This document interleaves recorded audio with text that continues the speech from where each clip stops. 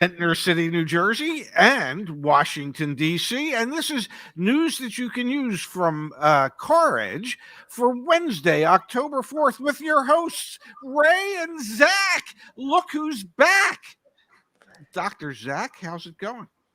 I'm doing great, Pops. Happy Wednesday. Thank you, Justice, for all of your efforts while I was out. Dad, we are going to kick things off. Yes.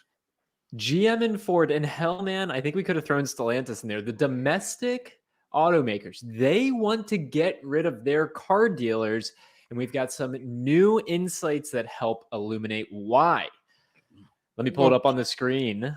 Please share. We know that every single automaker is thinking deeply about electric vehicles, and a new research piece done from Kerrigan Advisors shows that automakers are thinking of non-negotiable pricing for their electric vehicles. Only 32% of those that work at the major OEMs that they surveyed think that the future of pricing for cars looks like it does today. There's an MSRP and negotiation. Most everyone, 68%, expect there to be either non-negotiable pricing or some sort of hybrid between the two. And we have already seen Ford, and hell, we even see the domestics do this through their fleet sales. They're doing set pricing on electric vehicles. This is yet another demonstration, Dad, I think, that the future of the auto industry is even more adversarial between the OEM and the dealer. What did you make of this? Well, it's always been adversarial between the dealer and the OEM, because it's not really a partnership as people would like to find a partnership. But yes, the OEMs, especially Ford, early on came out and said for their EVs, they want to control pricing. They want it to be negotiation free. And dealers are finding it difficult because there's very little margin in the EVs. And Ford thought, well, this will really spur sales. And, well, the one thing it hasn't done on EVs for Ford is spur sales. When they announced the Lightning, it was like instantly there's 150,000 to 200,000 reservations. Okay. And now, the other day they came out and they said, we ain't building any more Lightnings for dealer stock. Well, they haven't built enough Lightnings to even put a dent in the alleged 150 to 200,000 reservations that they had. So I don't know. It just indicates to me that a lot of this is just a pipe dream. It's just corporate BS to try and placate the folks out there. And when the real issue is people don't even seem to want what it is that they're building. And that, there's a portion to me, the real issue.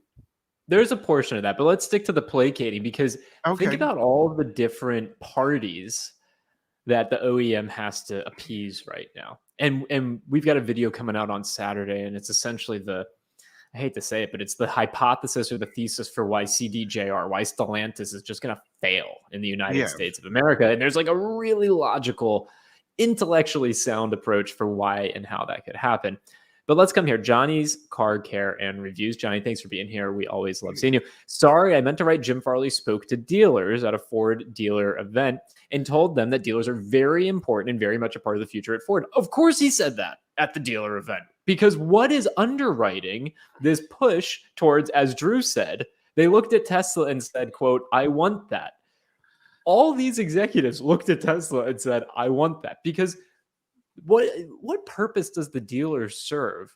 It's the sales channel, right? They have to go through the dealer for the sales channel. Well, there have been other automakers out there that have proven you don't need a dealer for the sales channel, and you can hold more margin that way because the dealer's a cost center in that model. So of course to the dealers, they're going to placate them and say, if you're part of the future, because they're the ones actually selling their expensive pickup trucks right now that are underwriting the entire thing, which Ford came out and announced an increase to their line of credit recently. Look who else just announced an increase to their line of credit, Dad. GM prepares a $6 billion credit line to cushion strike costs. And we haven't even talked about the laborers who produce the doggone things, or the other part of this mix, which is the customer. What do they even want? If I'm Ford and GM, I want Yes. to get rid of car dealers. I want to get rid of EVs. I want to sell cheap cars that I make a profit on. But it seems like they got no option, man. It seems like they're doing everything wrong. Well, you know, I had this conversation with Justice. Just because a business has been around for 120 years doesn't mean it's going to be around forever. Um, you know, GM, Ford, they've been around a long, long, long, long time. They've got expenses that some of the newer manufacturers don't necessarily have. Um, the they don't have to suddenly retrofit, like Tesla built plants to be able to build electric vehicles.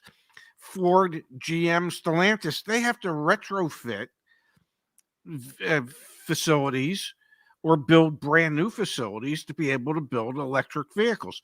And it might turn out that 15, 20, 30 years from now, that the electric vehicles weren't really the true future of the automobile industry, that there could be some other alternative fuel source that makes a hell of a lot more sense than EVs do. So you've got these legacy manufacturers, and they're burdened with 120 years worth of tradition. They Yeah. This is how they know to do it. This is how they've been taught to do it, and they don't want to necessarily have to learn a new way. Dealers, part and parcel of what we're trying to do is convince dealers that there's a better way to actually interact with customers that make it a much more pleasant experience, not only for the customer but for the dealership staff as well. So dealers have to learn how to adjust. These things should be commodities that are just like buying a pullover at Kohl's. The price at the Kohl's in Hagerstown, Maryland, is the same price of that shirt in Philadelphia, Pennsylvania. It's the price is the damn price. So you're not going to drive from Hagerstown, Maryland to Philadelphia, Pennsylvania to go to a different Kohl's with the hope that you're going to save a few dollars. And that's how it should be in the automobile industry. The price is the price, and you just go to your local dealer to get it. It's not just you saying that. That's what spurred the title of today's show, the primary topic. GM and Ford want to get rid of car dealers. Look at the data that's on the screen. Kerrigan Advisors, they're one of these industry firms. They're demonstrating and showing the exact same thing. Bless you. Bless you for I can see that coming a mile away. But it's not only Ford and GM. I mean, we've read that Toyota would like to go to a different model, and like an agency model, and they will in other parts of the globe. It's very difficult to do it in the United States because of the way franchise laws are set up to protect the dealers.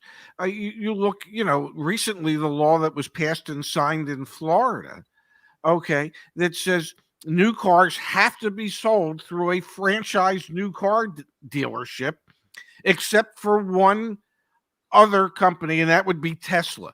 But other than that, it's got to go through a franchise dealer. So, the dealer associations have enough power, enough influence, enough money to be able to get states to get on board with protecting the dealers.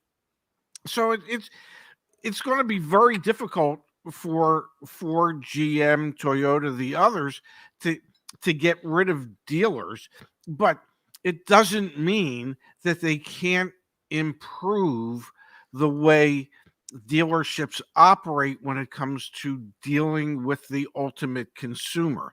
It can and should be a pleasant experience that relies a lot less on deception and a lot more on brand loyalty.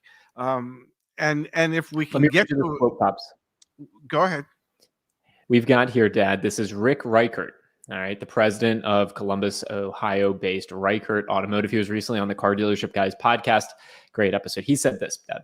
A massive dealership group. Yes. Quote, online buying has become the norm, and that requires transparent pricing. I do not see MSRP plus negotiation being where we are headed as an industry.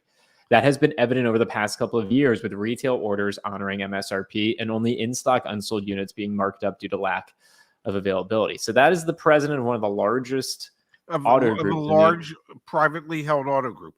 And I will disagree with part of what he said in that statement.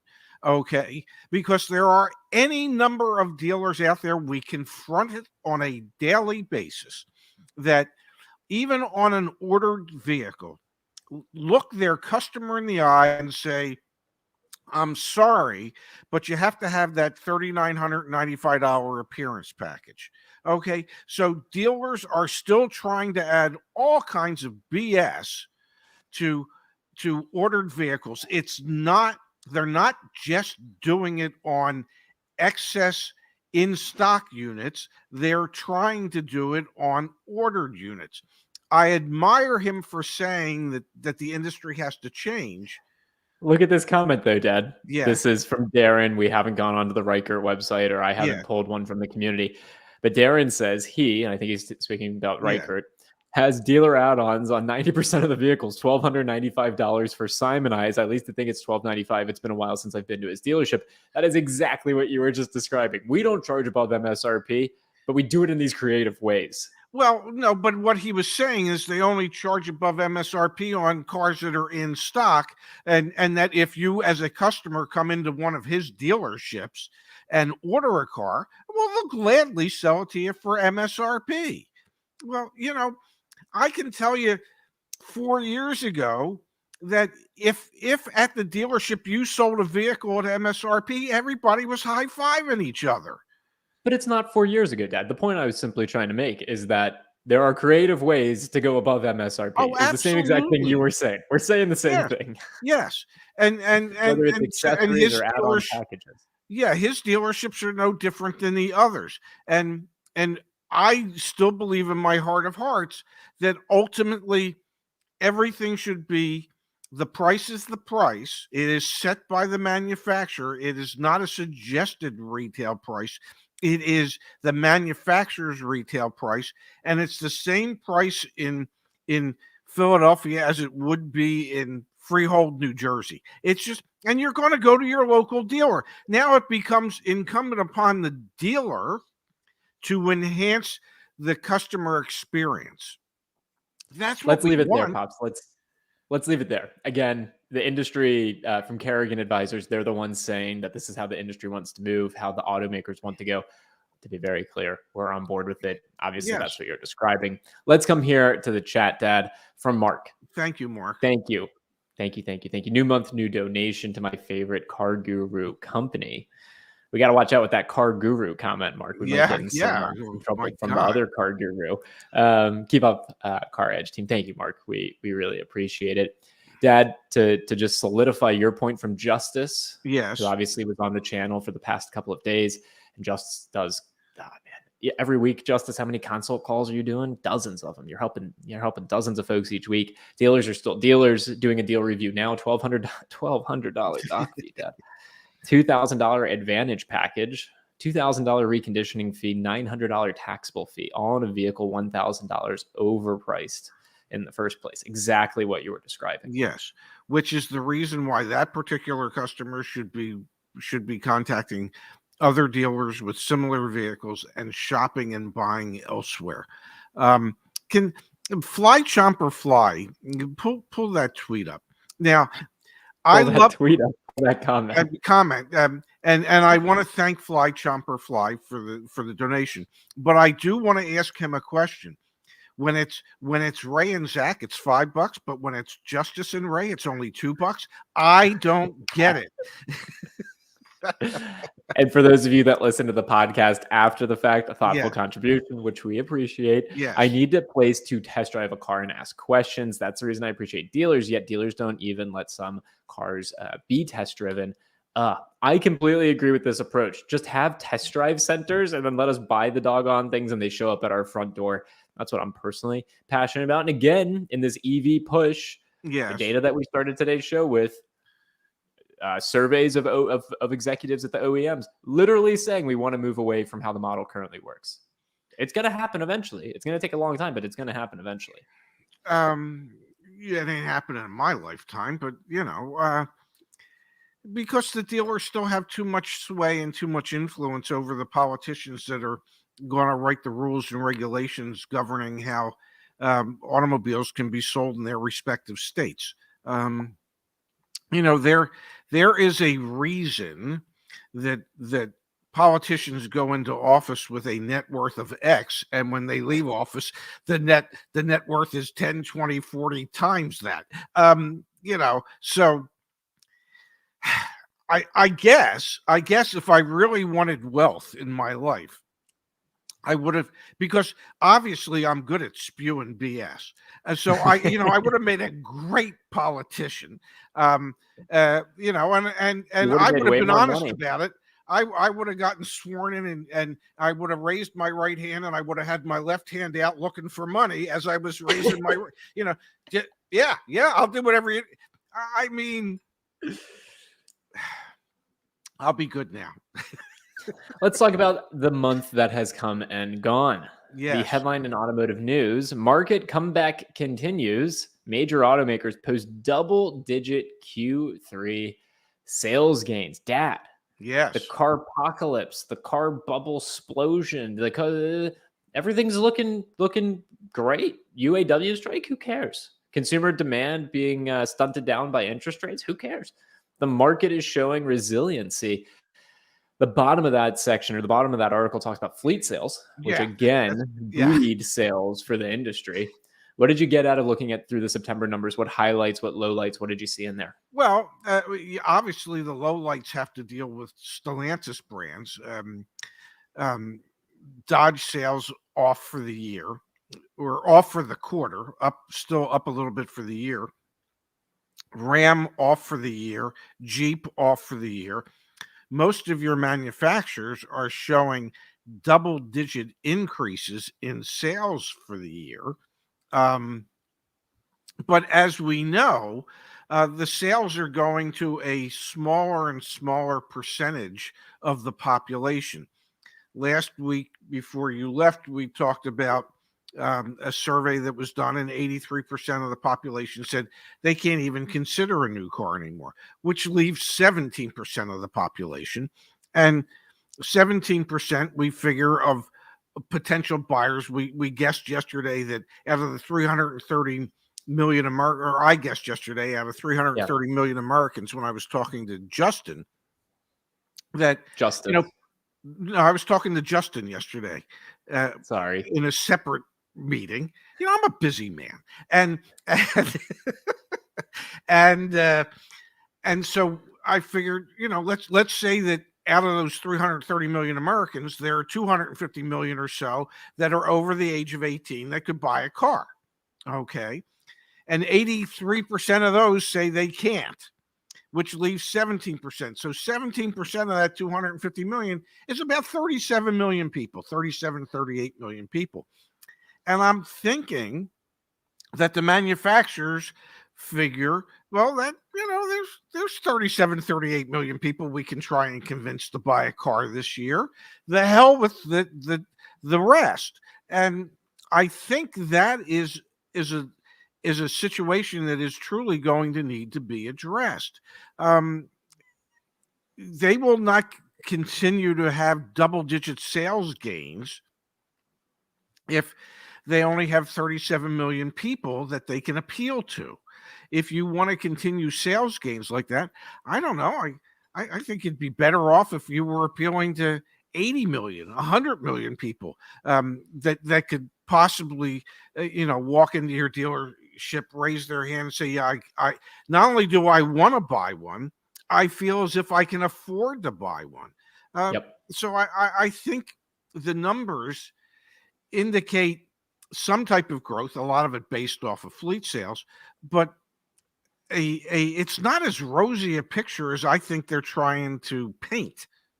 Can we comment? Two things going through my head. One is affordability crisis. We're going to be talking about that for a long time Forever. because because the ripple effects, to be very clear, are going to live on beyond this show, beyond this YouTube channel. They're going to live on into the 2030s, 2040s, 2050s. I don't know if we're going to still be on YouTube then. I hope we are. But so there's some commentary around that. The other is, Dad. Yeah. Something just clicked for me. I know you never were in fleet sales. And I know when you represented brands, most of them weren't, those that had major fleets. Yes. But I know for GM, for example, you do not negotiate on pricing when you buy fleet. I think it's like that for the other at least domestics. And we're talking about a push, a desire from the OEM to go negotiation free. The price is the price. And then we're talking about the area of most rapid growth for the industry in terms of new vehicles sold is fleet. Yes. And what does fleet have that buying a car at a dealership doesn't have? No negotiation. The price is the price. You're pretty much already just buying it from the OEM. And it's just like the dealer is the agent that's just doing the delivery. Yes, they get a delivery fee. For me. Yeah. Yeah, that just clicked for me. The OEMs know this already works because they're doing it with their fleet sales, which is the largest, or not the largest, but the fastest growing aspect of their business. Boom. No wonder they want to do it, man. No wonder. Yeah, they want their dealers to just be delivery agents. That's what they want. They want to pay a delivery fee. I get it. I get what it is that they want to do. But what they don't want to do is they don't really want to increase. They don't want to dramatically increase fleet sales for the simple reason that typically those are lower profit margin sales. Okay. Yep. So if they need money to underwrite this Folly, this EV Folly, as I'm calling it these days, they need to continue to produce and ship to their dealer body the higher profit margin vehicles. So somebody's got to. It ain't going to be me, but somebody's got to be smart enough to figure out how you can make enough money for them to underwrite this EV push while producing and selling less expensive vehicles. And maybe, it's that old cliche, maybe they make it up in volume. Okay. Maybe, if it takes selling 4 of your inexpensive cars, let's say you're Chevy, if it takes selling 4 Chevy Trax for General Motors to make the same margin they make when they produce a Suburban, so maybe they need to figure out how to sell and produce more of those, because my understanding is that in the last quarter, Chevy dealers sold more Chevy Trax, just the Trax vehicle, than Cadillac sold Cadillacs, all Cadillacs. So obviously there's a market there. And I know in the comments we'll see, oh, but they're really pieces of crap. Well, maybe they are, but they're affordable pieces of crap. Okay. And hey, the reviews on the Trax are good. Like, the Trax is a great option out there for those of you who don't want to spend over $30,000 on a new car. There's got to be a way. There has to be. And I know I'm going to see it. It's that 3-cylinder engine. It's a South Korean car. Hell, I drove a Mini that was a 3-cylinder engine. Okay, and it was fine. Pops, one other piece to this puzzle, and then we're going to switch gears to our favorite segment of the show. We had Ally Financial cutting jobs, so indirect lending. Yes. Really, we are continuing to see this as a proxy for what we're seeing, which is a tightening of credit availability for those who are lower on the credit spectrum, which you would think would be those people that are trying to get those Chevy Trax. Yeah. So you've got that dynamic here at play as well. It's not going to be like it was a year ago or 2 years ago, where interest rates were low, loan to value ratios were high, extended terms to 84 months were a normal thing. That's not happening right now. So there Well, are a lot of people looking at that Chevy Trax who still won't be able to afford it. A, maybe they can't even get approved, or B, no matter how you stretch the loan, no matter how you do the LTV, the math doesn't math for them. well, unfortunately, in many cases it won't. But the truth of the matter is that the Fed has indicated that there's one more rate hike probably going to happen this year, which means new car and used car interest rates are going to continue to go up. And the Fed has also indicated that they're not anticipating at this point in time starting to lower interest rates again for a year. So that means the people who can afford the tracks might not be able to qualify for a loan for the tracks. It ain't getting any better for them for a year. But unless we want to become a society that just rides electric scooters and Vespas, we need to figure out, we need to address our desire for these large vehicles when realistically smaller, inexpensive vehicles can do what we need to do. Not everybody that drives a big ass truck and a big ass SUV needs that big ass truck or that big ass SUV. It's more of a statement than a need. And until we can appeal to I don't know, the sanity of people and say, hey, just give me a nice two-door car, the two-door hatchback, or a little four-door sedan that I can use to get from point A to point B. And if and when I need to carry 4x8 sheets of plywood, I'll go rent a truck. Okay? I don't need to own a truck and pay $70,000-$80,000 for a truck that I'm only going to utilize it for carrying stuff 2 or 3 times a year. Go rent the damn thing when you need it. I hear you, Pops.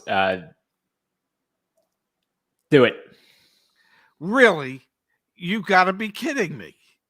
All right, so here's the deal, folks. We are 3.5 years into the CarEdge journey now, coming up on 4 years. Yes. In January, February of next year.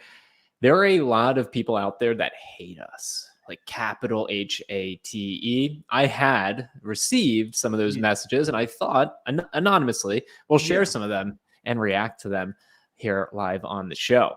This comes from a Facebook group. I don't know what Facebook group it was. Someone just sent me the screenshots where folks are talking about CarEdge. I think it's car dealers. I think it's people that work in the industry. And I just want to wave the flag. If you work in the industry, we do not want you to hate us. We want you to love us, because we should be bringing you people that are just the easiest, kindest, most educated people to ever work with and sell a car to.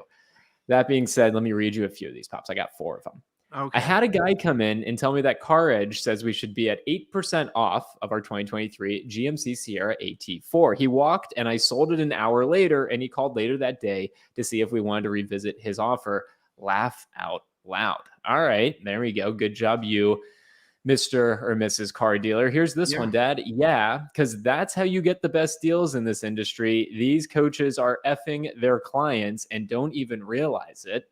Not sure how I feel about that one. Those CarEdge guys are jokes. They want to talk about not scamming the customer, but then they turn around and charge the customer a, quote, small fee to tell them that all car dealers are liars and thieves. Screw those guys. That one got 6 thumbs up, which we really love. Yeah. And then we've got this one. Sorry, it wasn't anonymized, so that person lives out there. Ask if you should include the $899 CarEdge referral fee in the breakdown or hide it in the price like they prefer. This one I love. It's got 17 reactions to it. I don't even know what an $899 CarEdge referral fee is. I have no idea. Dad, you know what I love about the internet? Is that you can hide, and I'm even going to throw like car dealership guy into this because it's an anonymous Twitter account. Yes. I love it. I love it. You can just hide behind your computer screen. You can just be an anonymous son of a gun. Come on, man. Be like us. Be real. Okay? You see me in the street, you know who I am. Come say hi. You don't like me? Come tell me you don't like me. screw you. You really want to go on the internet and make up BS because you're pissed off that we're helping people? Come on, show your face. It's just the stupidest. It made me laugh, man. It doesn't actually make me mad. It's just like, it feels so immature, Dad. I just wanted to share that with you. Well, I'm glad you were able to get that off your chest. As you know, I have said many times that the problem with social media is that it's antisocial. Okay? There really is very little about social media that serves any real purpose. Um, People can be anonymous. They can say things and do things that they wouldn't do or say to your face. Okay? There's strength in hiding. Yes. And I really do believe that at some point in time we will realize as a society, long after I'm gone, that the worst invention in humankind was the invention of the internet and social media. Okay, we disagree on that one, but I hear you. No, the internet's important for what we do, but social media is the absolute worst. Now, there are times that social media can do wonderful things, but for the most part, it's filled with people that are fueled by hate, okay? That really don't want to deal with issues in their life and would rather scream and holler anonymously at those who are trying to help other people. We're on every damn day trying to educate, inform, entertain, trying to prove that applied knowledge is power. And for those dealers out there that find a knowledgeable customer to be, well, annoying, well, shame on you. Either get in a different industry or learn how to adapt. And maybe instead of looking at every one of these customers as a trophy when you knock the crap out of them, that you look at them as the people that are going to put food on your table, and you want to have an actual relationship with them so that you can, I don't know, grow your business. But bless you for bringing that up, and well, there you have it. Again, I respect the hell out of people who hold their beliefs, they demonstrate them, they talk about them. Just say it to my face. That's all I'm asking for. Yeah. Here we go, Dad. We've got it from Taker610. Thank you for the contribution. Taker. What is your understanding of how the EV tax credit will be changing as of January 1st? I've heard it's going to be an upfront credit on the price.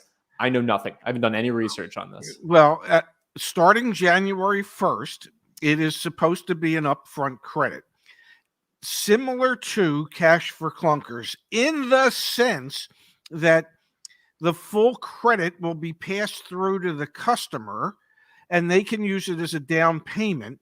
And then the dealer will file whatever it is that they need to file with the government so that the government can then send them that money.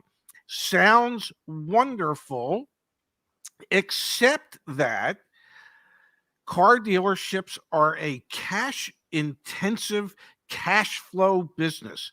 And you're right. I'm not going to say that the government isn't good pay, but I will suggest to you that the government is slow pay. Okay? They will eventually pay, but they're not going to pay dealerships like banks do within 3 days. Okay? Contracts in transit, it's called, for dealerships. The federal government isn't going to pay that quickly, more than likely. So there's a concern that if dealerships have to wait 20, 30, 45 days to get their payment, that's going to create real cash flow issues for them. And nobody is 100% sure at this point as to exactly how this is going to work. But Yes, starting January 1st, those credits are supposed to be able to be used like a cash down payment, except it'll be the government's cash that you're using, and the dealerships are going to have to file the forms and wait for the government to give it to them. That is super interesting. I mean, we're not going to unpack it all. That is super interesting. I'm glad that I learned something on today's show, Dad. I always learn something from you on the show. Well, I don't know about that, but I'm glad to be able to share that with you. All right. Well, we'll be back tomorrow. I appreciate everyone welcoming me back. I had a truly awesome experience. So thank you for allowing me the time and space to be able to go invest in myself and becoming hopefully not only a better leader, but just a better human being in general. Think I've got some really good stock that I'm building, a good foundation. My dad, my mom, that I'm growing out of, but definitely learned a lot of tools and techniques and feel really, really, really good. So very excited to be back. Thanks for welcoming me. And I look forward to, You mean you really didn't go to Clickbait University? No, man, I did not go to Clickbait University. He did not, ladies and gentlemen. All right, Dad, we'll be back tomorrow. But right? Zach is known. May I say one last thing? Zach is known for the longest time that the best bait is clickbait. You catch more fish with clickbait than you do with regular bait. It's just the way of the world, folks, and we apologize for that up front. We'll be back tomorrow. At what time? You tell me, man. I think it'll be noon Eastern, 9 a.m. Pacific time, 8 a.m. in Anchorage, 6 a.m. in Honolulu, ladies and gentlemen. So thanks for spending part of your day with us today. We look forward to seeing you back here tomorrow. Thanks, everybody. Have a good one.